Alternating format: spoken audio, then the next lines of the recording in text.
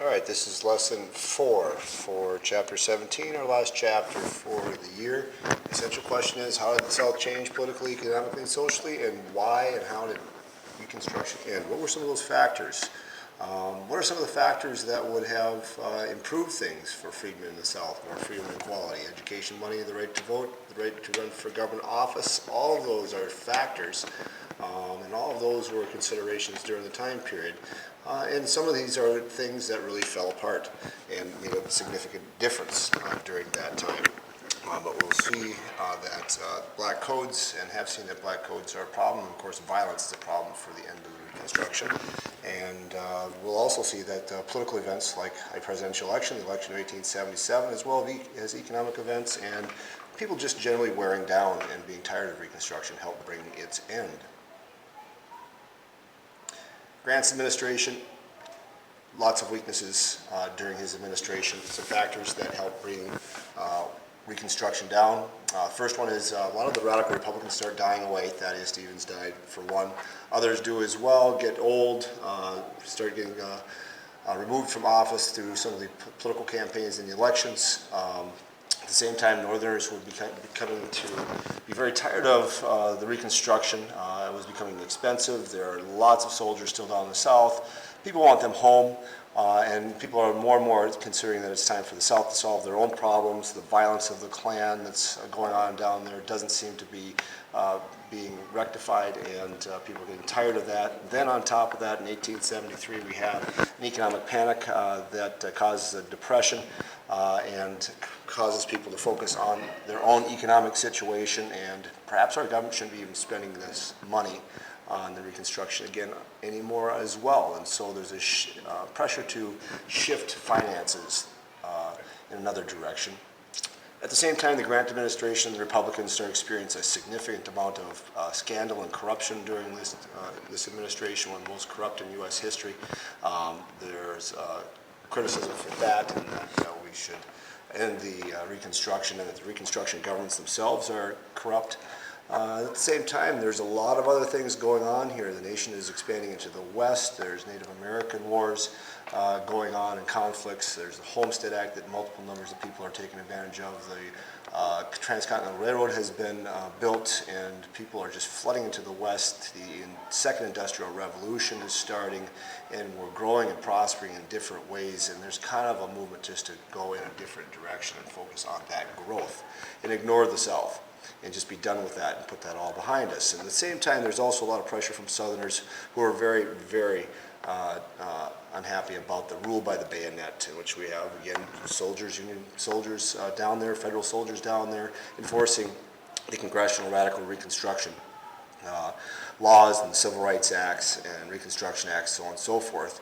And federal troops just are becoming very expensive, and it's creating a lot of animosity. And at the same time, this is a time in which there are numbers of large race riots in many southern cities, as well as the violence throughout communities and out through rural areas that's going on here. And those troops don't even seem to be very effective. And it's perhaps a situation where those soldiers are causing more violence, perhaps, than otherwise if they were not there, just because of their presence. And so this results in a bit of a revolt in the Republican Party here during this time. I'm going to advance ahead here a little bit because I think I have the updated screen here coming up. The Republican revolt happens, the split in the Republican Party happens because of the fact of all this corruption that's going on in the Reconstruction governments in the South, and as well as in Grant's administration during this time.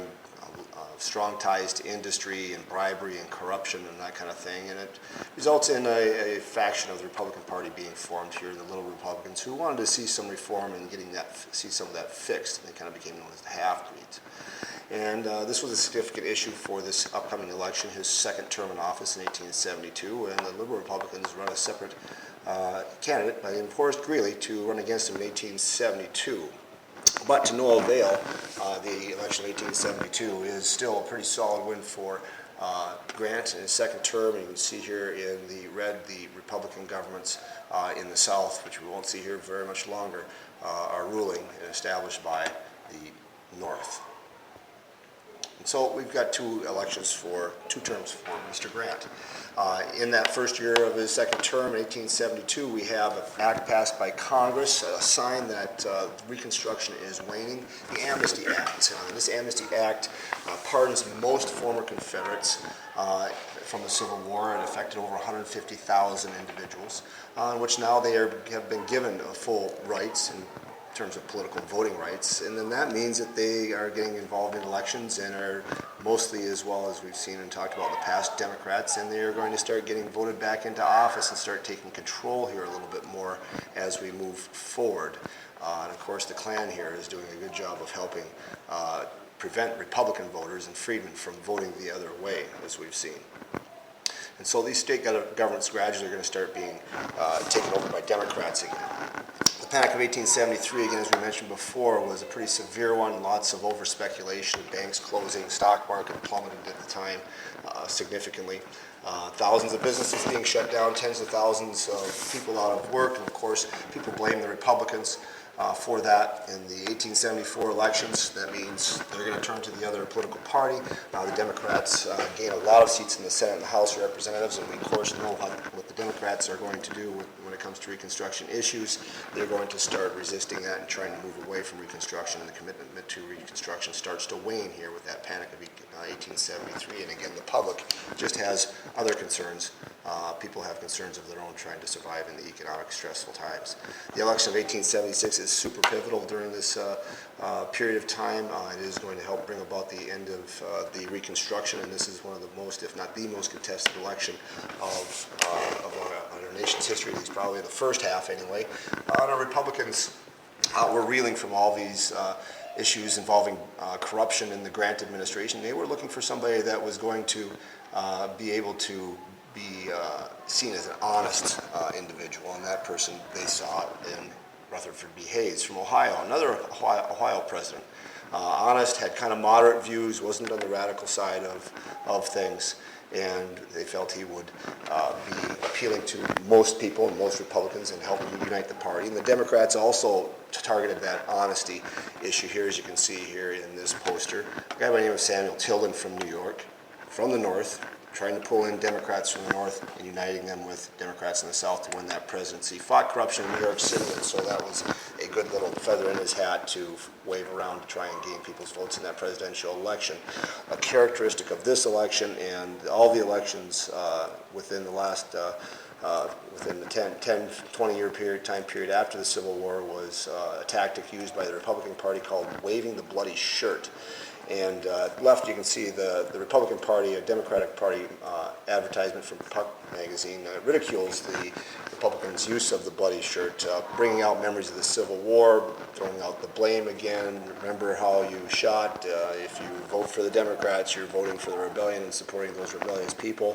On the right here, again, you can kind of see a very major reminder here of who was to be responsible for the war, those copperheads that were part of that war resistance and things of that nature. And so this was a very dirty time period in politics, and this constantly got brought up by the Republicans to try and gain people's votes in those elections, presidential or otherwise. We can see that this election is showing a strong shift toward the Democratic side. Moving into the North here again, we're getting a little bit split. Very close election. As well. There's only about 250,000 votes that separate them in the popular vote. Tilden appears to win 250,000 more votes than Hayes, and 184 electoral votes. He was only one short to win the entire election, but there were 4 states with a total of about 20 disputed electoral ballots as to who they were really supposed to go to. And it was in some places announced that Tilden had won. And this creates a huge uproar, of course, because of these disputed votes. And a commission is set up to try and settle the issue. And the commission has 15 in total. 8 of those commissioners were Republican, 7 were Democrat, and the commission votes to give all 20 votes to Hayes, which he needed all 20 to win, in order to go ahead and become president. Well, this resulted in threats and discussion of another civil war. And the committee gets back together and talks about this issue to try and keep this from happening. And the result is basically a deal called the Compromise of 1877. This new Republican government that's going to be headed by Rutherford B. Hayes is going to promise to try and give more money into the South to help it rebuild after the war, which really won't happen so much. They will also, and this is the biggest thing to circle and star, all the troops are going to be removed from the southern states. Democrats said, okay, give it to the Republican, just get rid of those babysitters with guns down here. We want those federal soldiers gone. We want that Reconstruction Act done with. And the Democrats, in turn, promised to maintain African-American rights. And so Congress gets together, and by joint resolution in 1877, they declare Rutherford B. Hayes to be president, and a Republican stays in office. Significant also in his inaugural address, he basically declares that the South needs a couple things. One, a restoration. Sound familiar, Mr. Andrew Johnson? Wise, honest, peaceful, local self-government. In other words, the federal government is moving out, and they're going to take care of their own. Southerners should handle racial issues. They're the ones who know best, and the federal government is no longer going to attempt to reshape Southern society, the economy. Basically, our Reconstruction is being announced as being over with Rutherford B. Hayes and the 1877 Compromise and his inaugural speech of that year. And so from here on, we have Democrats in the South turning into something what we'll rephrase as and called the Solid South. Large landowning Democrats start taking power again. There's a group of people called the Redeemers in the South, and they tended to be merchants, bankers, and business leaders who did want to reform economically, not politically or socially, but they wanted to diversify their economic development, and they wanted to redeem the South and bring it back as it was, with the exception of a modified and more progressive economic base. This cartoon here by Nask shows that the Republican Party here is dead as well. These, again, Redeemers support all kinds of economic development, but they're also supporters of the Klan. They want the Republicans out. They adopt lots of conservative policies. They lower taxes and reduce spending. The spending on Reconstruction services like the Freedmen's Bureau is done. Public education gets cut way back. And these are the policies that will dominate Southern politics into the 1900s for a good period of time. And so our South is going back to the way it was. It's a little bit more developed economically than it had been before the Civil War. And that's where we get to the rise of the New South. Southerners were looking to develop a really strong industrial economy, but it's going to be limited. Some industries grew based on what they had. There was some abundant coal in the Appalachian Mountain region. In states like Alabama, there was some iron to produce steel and, of course, tobacco, cotton, and lumber. And out of that, textile mills and mills associated with these resources and industries associated with these resources were developed in some areas, but limited in the South. And so there is some diversified. It was able to happen because there is a lot of cheap and reliable labor and cheap, reliable workforce down there. Work conditions for factory workers are long, very low wages at the time. During this time period, the railroad system is rebuilt and doubled in size and scope, and this is more of a consequence of the Industrial Revolution that is going on here at this time. But by and large, with some modifications and some diversification, the still dominant aspect of the Southern economy is the agricultural base, and cotton and that long historical roots of tobacco, cotton, so on and so forth are still the bulwarks and the main aspects of that Southern economy. So it's limited in terms of our economic change there. In the rural economy, the supporters of the New South wanted small farms to raise a variety of crops. They tried to diversify the agricultural system, get away from the focus on cotton as well. Most of the farming down here is still by sharecropping. Even whites are doing a lot of sharecropping, as we've seen. African American freedmen are pretty much tied to sharecropping by black codes and requirements to have contracts to work for white landowners. All of them tend to be in debt, causing problems for them. They work in very poor, and live in very poor conditions. This would be a dwelling for someone who would be a sharecropper, even a tenant farmer, similar to sharecropping. And the main crop still, it tends to be heavily focused on cotton. And when there is a lot of production of it, which there was, cotton prices fell, and it made the payments of debts, getting those paid back, even more difficult. It's a very divided society here as well. Politically, the 15th Amendment, the 14th Amendment, 13th Amendment, the South is going to get around them by passing more codes, black codes for political exclusion.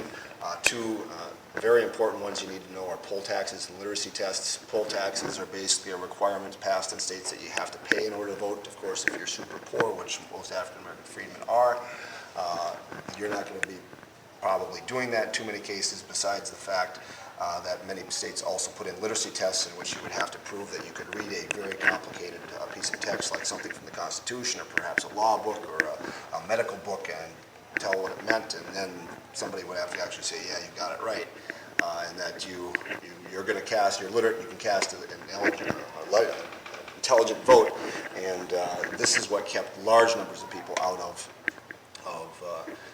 the voting process and kept voting by African Americans very low, as well as, of course, that pressure from the Ku Klux Klan. So it's coming from all sides. But it's also, in terms of literacy tests, it kept all whites from voting as well. There's the illiteracy and lack of education is very rampant in the South.